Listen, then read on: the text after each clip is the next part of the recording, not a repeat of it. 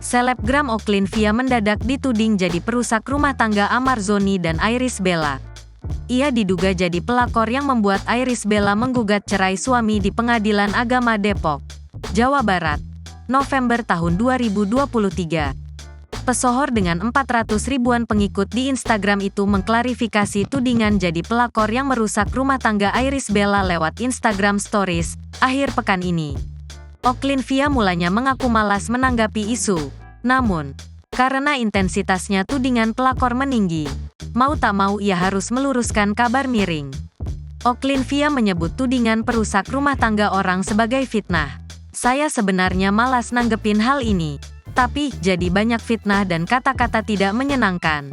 Di mana saya dituduh pelakor dan perusak rumah tangga beliau, tulis Oklin-Via. Dalam klarifikasinya, Oklin-Via sama sekali tak menyebut nama Amar Zoni dan Iris Bella. Ia menggunakan kata beliau dan mereka yang baru saja cerai. Publik menduganya sebagai Amar Zoni dan Iris Bella. Saya enggak ada hubungan apapun sama mereka yang baru saja cerai. Mereka pun cerai enggak ada sangkut pautnya dengan saya. Cuitnya menyertai foto dengan latar gedung bertingkat. Bagaimana perasaan ibu saya jika melihat anaknya difitnah perusak hubungan orang yang pada kenyataannya saya berkomunikasi dengan beliau saja? Tidak. Oklin-Via menyambung.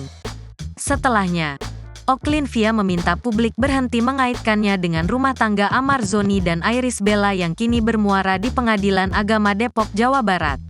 Ia menggarisbawahi tak ada kaitan dengan masalah rumah tangga Amar Zoni dan Iris Bella. Jadi stop dan jangan sangkut pautkan saya dengan masalah mereka. Terima kasih. Pungkasnya, diberitakan sebelumnya. Sebuah media daring mengabarkan Amar Zoni diam-diam mengirim pesan kepada Oklin-Via.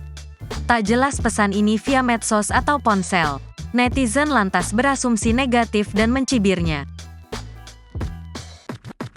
Download Tribun X sekarang, menghadirkan lokal menjadi Indonesia.